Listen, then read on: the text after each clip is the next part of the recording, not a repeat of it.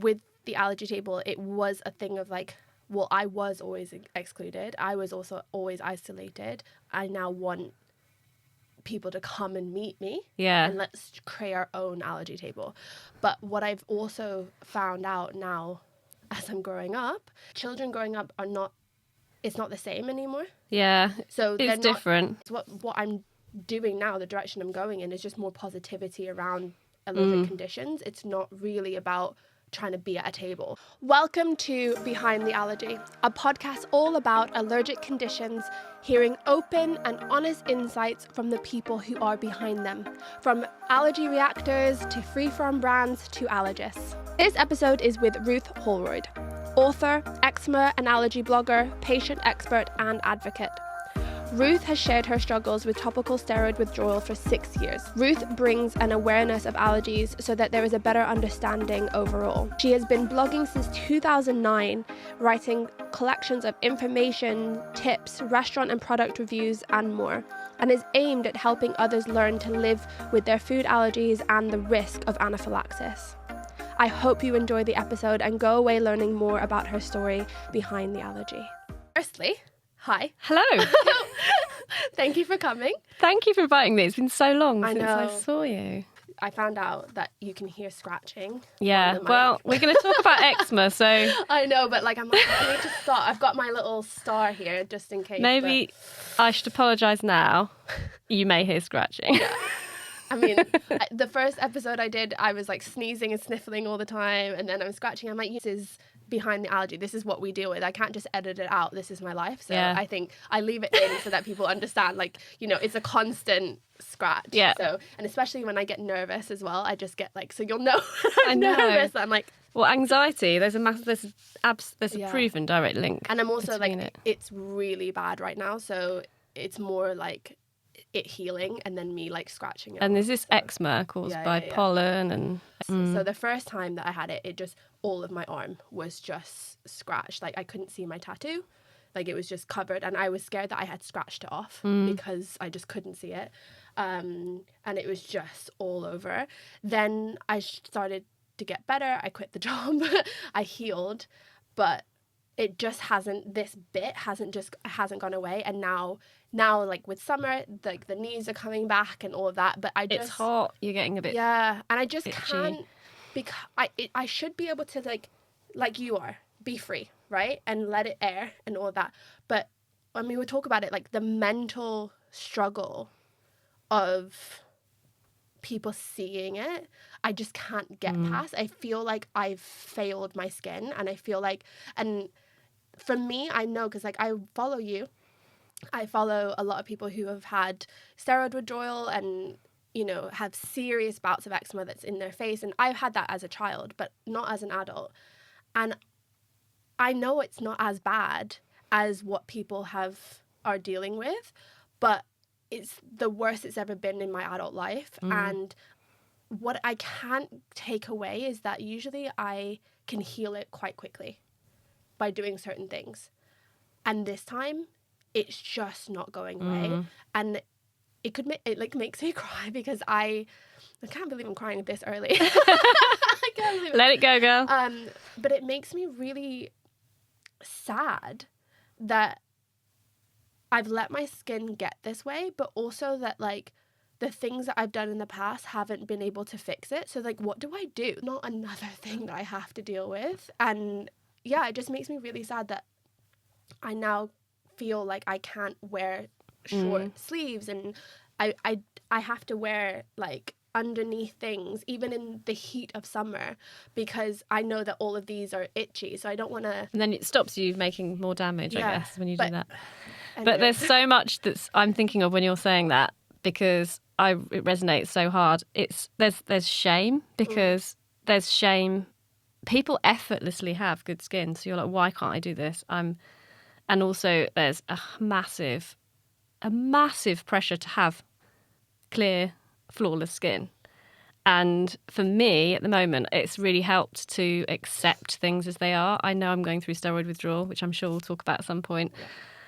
And I can't achieve perfect skin at the moment. And whilst I don't want to accept that I'm never going to get better, there's a whole it's quite freeing to be like, this is me. What if I don't get better? Can I accept myself as I am and let go of that? I must get better, I must get better, I must get better. Because I think that's where a lot of people get into that trap of, well, the minute your kid has any eczema, that must be got rid of and we must put some steroid cream. That's what the doctor will give you. Immediately steroid cream.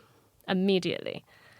And yes, there probably are underlying causes that you can maybe find out, but it's like a detective job for your whole life. And if it's pollen, you're fucked. Because if it's pollen, you're covering yourself up. You're doing all that you can. But if it is pollen that's triggering it, then it's just going to happen every time there's pollen and every time you forget and don't cover up your arms. And that's going to be hard. So, yeah, it's difficult. But if you can just be like, hey, they're doing the best they can, give them a little bit of... Because I used to hate on my skin as well, but it's okay. Yeah. It's doing the best it can. Let's just give it a little bit of... And try and love it even when it's looking grim. Because my skin, it doesn't look the same as yours because I have a darker pigment. Yeah. That it goes darker, does it? Yeah. Yeah. And it also... I mean, I can just show you. I hate showing people, but I can just show you. I can like see what that. you mean, yeah. And you see how much I scratch, that it just becomes bloody. And it's just like every scab I just scratch again at night. It's usually at night that I do it, so it's worse in the morning. I have to put tubular bandages on, the tight ones. Yeah, well, they I did really that, help. but it was way too tight. And I can't need, otherwise I'm going to scratch again. Cover it up. But, so a lot of what I see online is your colour skin. Yeah. There are some people who are a little bit darker that you can see it, but it always looks red. It never looks brown to me. It never looks dark. I'll have to send you some links later of my favourite dark-skinned allergy babes. Because I guess it just probably is just what I see. But it's the same with the allergy world too. I always see white people. And that I like to show that, like, this is me so that people can feel... There are some people who have come into my DMs who are darker skinned who are like, oh, thank you, I finally see myself in somebody, etc. But it is hard because I can relate to you on the fact of we have eczema and I can relate to you on the fact that we have anaphylaxis, but it doesn't look the same. No. So it's hard to relate because I'm like, yeah, but that for me, if I could have that, I'll be fine. I would be fine. So it's like, but then for you, it's how you embrace it. Mine did change pigment, but weirdly mine went even whiter where it scars. I can't see any examples because it has really healed, but like the backs of my legs, there was like a white, it was like I'd put acid on or something, like a spill. That has reversed. Wow. So it's taken 5 years, but... How has your mindset around not just allergies and eczema, but like around your conditions changed over time? Because I'm sure at the beginning you probably thought might take a year. Yeah. Might take 6 months, which we all think that, yeah. right? So now 5 years on and you're still battling through it, still going through ups and downs. How has your mindset changed over that time? It's changed a lot, actually. I'm a bit like you. I'm quite positive. I've always kept a lot of hope, and I just sank into it and thought, right, this is it. I did have to give up work for a while. I'm doing this for future me, because it was pretty bad even while I was using topical steroids 4 times a day and immunosuppressants and oral steroids. It was pretty bad then and not controlled. And I also had other immune suppressor issues like smaller lymph nodes and adrenals not working properly and terrible gut and still bad skin. So you get to the point where you're like, none of this is actually working. People kept telling me on my blog, I'm ashamed now. I had these blogs and I have written like I haven't taken them away because it's important, but I've put at the top, since writing this, I am now going through steroid withdrawal. I wrote a lot of blogs about this is how you should use steroids and you should get on top of it straight away rather than suffering and trying to fix it on yourself. Like, just get the steroids, get the good stuff. I wrote blogs like that. Yeah. And I'm giving my former self peace for perhaps telling people that. But people were telling me I was in steroid withdrawal, and I looked it up and thought, absolutely not. I'm not doing that. I have to work. I'm on my own. I don't have a partner. So how can I possibly do this? But here I am. And there's a little tiny part of me that still fears I won't get better, but I still have that hope. I've seen people that have got better in 10 years. I'm now in my kind of done 5 years and I'm in my 6th year of it, I guess. But if I go back to how I was before, I am now using no moisturiser hardly. Really? I am now not taking any steroids at all, apart from for my asthma, which irks me, but that's life-threatening. That's another conversation for another day. I take it. So. I'm not on the immunosuppressants. And my life is full. You know, it might still be very visible on my face, but I'm working really a lot, too much at the moment. I'm working full time. I'm going out with friends. I've run here, like, because I was running late, guys. I should have filmed you. And I'm okay. Yeah. That is mind-blowing because I was not okay when I was on the steroids. Yeah. I was struggling as much, or if I was struggling a lot, even when these drugs were supposedly helping, and they weren't. And it's been really hard coming off them. Anyone that wants to see the pictures can look at my Instagram. It was a journey. But yeah, I have cycles on my face, but they're mild now. And the hard thing is that people don't see me coping because I do that in my own time. I will get to work, I will get to the thing, then I will come home and collapse and be with you've got your little cozy care ice star there. I will be icing my face for hours and not sleeping. But then I can get up and work and do the things and You've got coping my life's mechanisms. back. Yeah. And I can see an end because I am getting better. Like the backs of my legs are completely healed. My torso is completely healed. Oh, I'm so happy. I went to the dermatologist last week and he said, well, you've got mild eczema now. That's it. Wow. Because I had severe adult eczema. The other annoying thing, and I need to do a whole blog and podcast about podcast. I don't do podcasts. An Instagram live or something about this. But he's like, I did tell you would grow out of it. And I was like, don't come to me with your gaslighting. I hate that. You didn't grow out of it. I have not grown out of it. I have got better. You've worked so hard to get better. But I remember meeting you probably for the first time, I want to say 5 years ago, when you first were starting out this journey. And it was hard for you. Yeah. You were almost like, I don't really want to show my face. And there was a time that you were saying that you don't want to like have a camera on you. And I can feel that. I can feel that sense. Like, I don't have it in my face, but I know that if I had what I have on my arms and my legs, if I had it on my face, I probably wouldn't have I wouldn't be doing this, right? Well, people comment, don't they? Yeah. And if it's visible all the time. I did want to talk to you about the TikTok and Instagram and how because there's so much awareness now and there's lots of people coming out going, I now have topical steroid withdrawal. And there's a lot of things on This Morning and Good Morning Britain. How have you found that in the real world that has helped your awareness? I think there's two angles to this. It's been amazing actually to see more people out there. It's also a bit of a double-edged sword. The dermatologists in the pharmaceutical industry have written a study about us, the social media trend of having TSW, yes. And they have a scale of corticophobia, which means we're just scared of using corticosteroids. We're paranoid. And it's called Topical. And they will rank you when you go in. I'd love to see my records because they will rank you as high phobia, and then they have to try and persuade you that they're safe and to use them. So we're the problem. Some doctors, dermatologists have actually done a study on this, how phobic people are of steroids. Guys, I'm not even joking. What?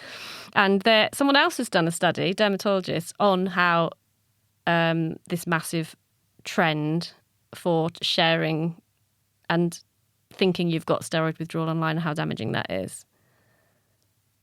And I kind of understand where they're coming from because I'm always really conscious of anything I say. I am not a doctor. Yeah. I can't look at someone's skin. I get sent pictures of skin all the time and I can't. It's a massive job. It's a massive pressure actually, because there's this massive gap between getting help from your dermatologist and then going off on your way. People come to others on social media and Facebook, and that isn't necessarily a good thing because people will say, oh, you have to do this. I did this and I got better. One of the myths is that you will only get steroid withdrawal if you've used them for a long time and incorrectly. Both of those are untrue. You can get steroid withdrawal as a baby. Babies get it. You can get steroid withdrawal if you follow your doctor's advice. Because I'm 51 now and I always use them as prescribed, sparingly. I always had breaks in between and it always came back worse. And that is what happens with these drugs. And the dermatologist will admit that you can get rebound flares, but they don't call it steroid withdrawal. They just call it worsening adult eczema if you don't grow out of it. So it's frustrating. But we are taking back the power because I get so many messages from people saying, thank you for sharing. I went to the doctor and they gave me Betnovate for my baby. That is one of the strongest steroids out there. And the advice now is go in hard, go in with the big stuff and we'll knock it on the head. And then take it away later. No, you just have to keep using it, don't you? Forever. Because you're stuck. They are now, these people are saying to me, thank you, I didn't use that. Now, maybe they might have needed it and it might have helped eventually, but they will try everything first. And for their baby, because they can see that they don't want their baby to have eczema long term. And that is really powerful. That's where we're taking back the power because that's what happened to me. I had allergies that were not diagnosed, so I had bad skin. So I used the steroids because that was just the only tool they have. Here you go. Here's some hydrocortisone. I think the steroids are much stronger now that we have. The steroids I was given as a baby were really mild, and they now are really strong. 600% stronger, which is a bit terrifying. So I think if I'd been diagnosed, someone had done allergy tests for me as a baby, if that had been a thing, it wasn't. My peanut allergy was diagnosed quite young. My mum worked that out just by when is my baby being sick? What's going on? Why is she? Because children do vomit, don't they? And it could be a bug or an illness. But as a mum or as a parent, something's not quite right. Like 1 minute she's okay, she's got hives all over her and she's vomiting. And people didn't know about allergies then. I had an egg allergy and a nut allergy, and my mum diagnosed those. Yeah. Went to the doctor, and the doctor said, yes, don't let her have them. That's it. Mm-hmm. No EpiPen, no advice, no testing. I also had a dairy allergy, but that was causing all my eczema, and I only worked that out as an adult. And now I'm anaphylaxis to it. I never used to be. So I feel like if you can just wait a bit, don't leap to steroids, try everything you can, get all the tests done that you can, patch tests, skin prick tests, we have so much blood tests are all there for you now if you can work that out. And even if that doesn't work, there are foods that are quite acidic that might irritate around your baby's mouth, like carrots, apples, citrus foods. Try cutting those out for a bit or limiting them. There's so many things you can do for your baby. I mean, my baby doctor, asked mum to put me on steroids for my eczema because my eczema it's basically my anaphylactic eczema. Yeah. Like, I had that correlation of I have anaphylaxis and I have a severe eczema put them together. I'm an allergic baby. And she refused. And she also, 20 years on from you and your mum, had to diagnose me as well because she was just a crazy mother, thought that her kid was going through something that it wasn't, etc., etc. 30 years on, doctors are still saying that. It's so frustrating to think that after all this time and after all these people are getting diagnosed, that there's still doctors who are saying, it's not true. I don't believe you. You're just paranoid. Like, I think one of your lives or your videos, and that you said that you're going back to your dermatologist who basically gaslit you at the beginning. How do you even trust the same person? But how do you even trust doctors anymore when constantly through your life they're kind of saying, no, it's fine, you're going to be fine, you'll grow out of it? Like, how do you trust them again? I don't. Okay. Good. I don't. It's hard because I think if I was in a life and death situation and steroids were required, like oral steroids, maybe I would have to. But yeah, I don't really trust them, and that is hard because I haven't come across a situation yet where I've had to fight them again on anything, but I don't trust them. And I think we should, as patients, as parents, question everything. That's not a bad thing. We should never just blindly follow what anyone says. And I know they're supposed to be experts, but if you feel something inside you, you can get a second opinion, and you should. The reason I go back is because I want him to see that my severe eczema is now mild. I'm not sure if it quite got through, because he spent probably 10 minutes TSW explaining me, telling me how much he'd researched and how much he knew about it. So that there was a lady there as well, and she had a clipboard, kind of like, I wanted to get a diagnosis. I wanted him to say, I wanted it on my record to say, yes, I've gone through steroid withdrawal. I am. He won't talk to me about that. And his parting words were, maybe you've just grown out of it. After telling me all of what he learned and what he knew and what was changing, and still he thinks the drugs are safe, still he thinks this, still he thinks that. And it's so frustrating. And he will still prescribe it to people. Oh, yeah. Yeah. And you feel like, what is the point if nothing is changing for future people coming in? But Yeah. I just have to share it. I think it's like my job. It's like I have been put here to experience these things, and I am a sharer. And people often say, how do you do it? And should I be doing it? And I feel really bad that I don't. And I would say to those people, you don't have to. It's not your job, because me and Lindy are here as the sharers. And it's a passion. I cannot not share. If something happens to me, I have to help other people. And I'm not doing it for money. I don't get money about it. Yeah. I'm just doing it to help people, because I can't. It's like raging in my head otherwise that I didn't help people. I didn't tell people what was happening. I wonder, I mean, there are a few of us, but right now in this space, we're probably a small amount of us who have had these conditions for at a time when nobody believed they were real. And I feel like we are all oversharers in that sense, because we went through it alone. Now we have social media that parents are able to share their story, talk to other parents, talk to other people who have grown up with it, and realize that it doesn't have to be a death sentence. So I wonder whether we overshare because we want parents, we want people to know that we've done all of this alone, and you're not alone, guys. So here, I'm sharing everything for you, so you don't have to feel alone, and you know that this is what I've come across. So now you can get better and you can grow further. Because I feel like these kids who are growing up with parents who are on social media are going to be incredible with the amount of awareness and the amount of people who, I don't feel like they're going to feel like the world is against them. Like, I don't feel that way. Like, when I see them advocating already, I'm like, I never advocated until I was probably 23, 24. So I'm like, how are they 8 years old? Like, I see William from Steph's account, and I'm going, no, he's going to be fine. Like, he's been running his whole life for allergy awareness and advocacy. Like, he's going to be fine. Like, I think it's incredible what these kids are doing. So I wonder if you think that, like, we do it because we are alone and now they're not alone, and it's because we're sharing that. Yeah, because in, like, my small community around me, like my family, my friends, there's not many people with anaphylaxis or with steroid withdrawal. So this community is powerful. Like, I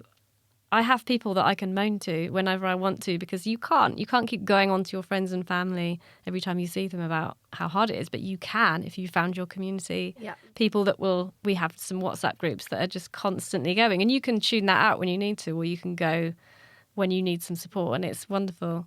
Yeah. But I do get a lot of people saying to me, like, you might get better quicker if you just take a step back. You're always sharing, like oversharing. Like, do you have to keep sharing all the time? And I kind of get that, but also why are you bothered about it? It's none of your business what I do. I'm doing it because it helps me. It really does help me to kind of document as well. Like, I can go back and be like, look how far I've come. That's part of it. It's part of my personality, and it's part of my healing is to share and to help, and it makes me feel good. And I would also say to anyone that thinks they feel bad for not advocating, you can advocate in so many ways. I have blogged about this. You can advocate by just reaching out to someone you know is struggling. You don't have to have anaphylaxis to advocate for it. You can just send a message to someone and check in. You could just like their social media posts. You could share their stuff. You could do a bit of research into their condition so that you understand them better. That is advocacy. You don't have to be oversharing. on social media or spending money for to charities or doing big gestures. It can be in small ways, because not everyone is like you and I. Not everyone is an oversharer. But for me, it's really important that I have to. It's my job. It's my unpaid job. I mean, you did blogs back when it first started. 15 years ago, I started my blog. Yeah, it's a long time. I want you to talk us through PTSD, because I fought a few people online about how it's not real, like especially like bullying PTSD and allergy bullying PTSD, because that for me is real. And it's something that stops me from putting myself out there. Sometimes I do it for the YouTube, but it's hard for me to put myself out there offline because I'm scared of what people would say. But that fear comes from the past and how people have treated me and treated my conditions in the past. It doesn't happen to me anymore, but that doesn't go away. And then anaphylaxis PTSD, the feeling of like every time I eat, every time I get an itch, what if that's the one? What if it's back again? Like, what do I do now? Like, where's the exit? You know, it just all comes right back up. And I want to talk to you about how you manage that, but also like, how does it talk me through it's it. so hard, because I have had 2 really bad instances where I was in intensive care from my anaphylaxis. And you all know this from having your stroke as well. When you go through something that terrifying, when you face death, when you are lying there, because I've been unconscious, and it's hard to explain to people. I'm sometimes aware of what's going on, but I can't join in the conversation. I don't know if you've experienced that. I mean, that was my stroke. Yeah. Like I can hear them saying, has she taken adrenaline? And I'm like, yes, can't you see? The pens are on the bed, but I couldn't speak. So after that, I had such bad anxiety and such bad panic attacks, but I didn't know what they were. And it took me quite a long time to go and get help. I was having sleep, I don't know what you call it, sleep paralysis, where I would wake up. It's kind of where you've got this massive pressure on you, and it was usually like nightmare related and food related. And I'm awake because I can hear my mum, this is when I was living at my mum's, moving around the house, but I can't get up, I can't move, and this is pressuring on my panic attacks all the time. I couldn't even use public transport anymore. And eventually I did go to the doctor. I did kind of think, those things I thought people were pathetic for having. I kind of had sympathy, but I didn't have empathy for people that talked about panic attacks. That's what it is. I went to the doctor. My GP on that occasion was really good, and I had some amazing therapy, but it didn't ever quite get to the place where it helped me, because it was all around, I had group therapy and one-to-one therapy around the fact that you are okay, you can breathe through this, but if you have anaphylaxis, you might not be. So at no point did that help me. It helped a little bit. It helps with I think I've got so many levels of PTSD. There's things I can't, like going back to my childhood, I've become quite hypervigilant just from being that people pleaser in an unhappy house, which I won't go into, but my job became, I've always been the person that takes on the job that's not theirs, like trying to make my parents be happier. They're now much happier apart. So that was a job I should never have done. But I've always taken that on, and it becomes then your hypervigilance is there all the time, and it's so hard for me to switch that off. And I still struggle, but I'm getting there through having therapy. I'm just starting some more therapy. It's one of those things which you can't just do one course of therapy and then be better. For me, I have to keep working at it. I have to keep reminding myself. And one of the ways I coped first with the anaphylaxis was to just make my life tiny so that I could manage it. And that was okay. In the long run, it's not okay because you're hiding away. But that was the only way I could cope was, okay, I don't go out. I don't eat anything unless I've made it. And that wasn't helpful, but it was helpful. Initially, my therapist was like, well, let's do that for a bit. And then build it. Then build. You have to, at some point, be able to honestly go to your friends and say, this is how I feel. This is why I can't come to your house. And I'm so grateful to all my friends and family because they have been amazing. Like, I'm safe at my family's place and I'm safe with my friends who cook for me. Getting emotional now. And I know where I'm not safe. And I have like strategies and tactics where it will take me sometimes a year to try a restaurant. I will research it. I will speak to them, but not go. I will walk past it and see what it's like in there and still not go. And eventually I'll be like, this is really serious, guys. Can you keep me safe? I want to plan my birthday meal for wherever. And there are a couple of places that I really love. But even there, you have to keep your guard up because even the most wonderful, helpful restaurant that has all the training can make mistakes. So it's like you have to keep your hypervigilance. And I think that's what helped me was learning that hypervigilance, that anxiety isn't a bad thing. I have anaphylaxis, so I have to be anxious because if I stop being anxious, I will start making mistakes. So I'm like, okay, let's own it. Let's be anxious. Let's be the military planner because I have to be. Mm-hmm. It is exhausting sometimes. So I limit, like, don't eat out much. I eat out when I can, when I have the energy to. And occasionally you have these spontaneous things. Like I went out for a Japanese meal with very little planning because my brother-in-law is, David, if you're listening, terrible at planning. He contacted me the day before and he said, it's your sister's birthday. We're going to a Japanese restaurant. Do you want to come? And I was like, no. Japanese as well without any planning. Wow. This restaurant was owned by one of his really close friend. So we had a conversation. This man said, yeah, let's talk. And he was like, this is not going to be easy because there's soya in every dish. And I'm like, should I not come? I'm fine not coming. And he went, no, it's absolutely fine. But we needed to have this conversation. He went out and bought gluten-free, wheat-free noodles for me. And they made me a dish with clean utensils, clean pan. And it was nothing from the menu. It was completely different with things that no one else had. So I knew that my safe meal was that one. And I had to sit and watch them eating all this stuff was coming out, these bento boxes of food. And there was moments where I was like, I'm really jealous of you guys being able to just try everyone's food. But I'm also so grateful to that man who took it seriously and he just looked after me all the time. And every server that came over was like, we're really sorry, this is not for you. Don't touch any of this. But I'm just really grateful that they all understood. Yeah. And it was still too much food. Even I don't know how they all ate all that stuff. I mean, that's impressive because I probably would have been like, I'm happy just to have a glass of wine and let you guys just chat because I find it so... And that is a good tactic sometimes. Yeah, just coming for a drink. I just find it so hard for somebody to be like, no, I'll do everything. And I go, I just can't. I can't trust you. I'm like, so it's just it had to have no sauce. So this thing, I could lift up the salmon. It was salmon with bean sprouts and kimchi, which was done in vinegar. And he just told me many times. He explained. And again, when I got there early, of course. Just went through it again. Salt, pepper, vinegar, olive oil. That was it. That was all they were allowed to use. I can have other spices and herbs, but he was like, let's just keep it really simple.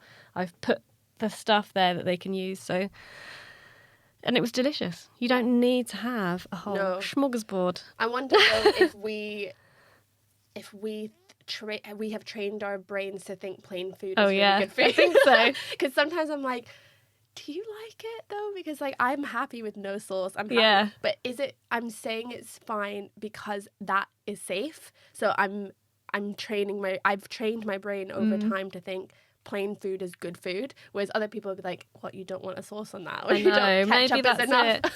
It was hard to start off with. Did you have that moment where I remember when I actually got diagnosed with the wheat and dairy allergy and soya, and I can remember looking in my cupboard and going, because I was really ill at one point with just didn't know what I was reacting to. I was really poorly. And I looked at my cupboard, my larder, and thought, I nearly said wardrobe then, my larder, and cried. I sat on the floor and I was like, this is it. I have to throw all of this out because it's all making me ill. And I went to the charity shop, the health food shop. Why have I got clothes on my brain? And I bought some rice cakes and cried. A lot. But I've come a long way since then and embraced it because there's so many foods. It's got better on the food front, hasn't it? But there's so much you can eat. What do you say to people who just think It's just itchy skin. I want to slap them sometimes. It is a really difficult question because if you tell someone to stop scratching, you can just be 100% sure that they won't.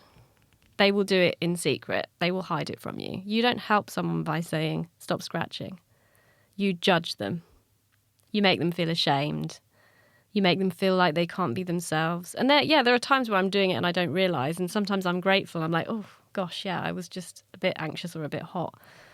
But it's shameful being told off as an adult, and I'm sure it is as a child. I used to go and hide to scratch. I didn't stop scratching. You just hide in the corner. Unless you have experienced that incessant itch and that need to just gouge it out, and then the pain of the damage is preferable to the itch. Like when it's too painful and the skin is splitting, I can deal with that. It's not nice, but it's not incessantly itching anymore. It's very destructive and it's very complicated. That itch response to the brain, if we could turn it off, I don't know how we can, but it comes from the brain because it's actually, I've been reading about the science of it, it's fascinating. There's actually nothing, it's inflamed, but it isn't actually itching. And we have that instinct, like if there's a bug on you, it's like prehistoric that we touch it to brush it off. It's innate, it's in us. So we are just responding to that need to get it off. It could be going to sting us. So it's natural to like brush it off. But with inflammation, there's something weird going on, and it's a message from the brain that is saying, scratch me. And we have to respond to it. We cannot It's honestly, ignore. It's a compulsion. And then it's a cycle. You do damage, and then when it heals, it itches again. I actually cry because the itch feels so good. Mm-hmm. Like, it feels so good. It is like an orgasm. Eyes, honestly, I close my eyes in public, and I'm like, and it's pain. And I'm like, why did I do that? And it's baffling. Mm-hmm. It's baffling. The last question is, how's your mental health right now? It's okay. I don't know if I'm one of those people that I think I'll always be on a journey with it, but I'm always trying to be better. I'm always over-analysing everything. And I would love to be somebody that could just not be like that, but I think because I have that questioning mind, maybe I always will be like that. And I'm just about to start some therapy in July. I think I'm always going to need it. And I think I've learned that that's okay. It used to be something I was embarrassed about or ashamed about or wouldn't talk about, but it helps me so much. Just being able to talk to somebody really honestly and freely about those parts of me that I hide away that are really shameful. And yeah, the work is ongoing and that's okay. But yeah, it's pretty good at the moment. And I'm working in a school where they are relentlessly, mercilessly judgy about my skin. Wow. And that's been really hard, but good for me as well, I think, but I have this job now and I need to earn money, so I have to go and be seen. And it's okay. You're so brave. Thank you so much for coming on here. And I'm really happy we had this conversation. And it's nice to have somebody who has come so far when I feel like you're on that journey. I'm on that journey, and just how you've just kept showing up is just it makes me still want to show up even when I think I can't. So yeah, thank you so much. Thank you. That was fun. I have like 10,000 more questions I have to ask you. I know, we have to do it again. Yeah.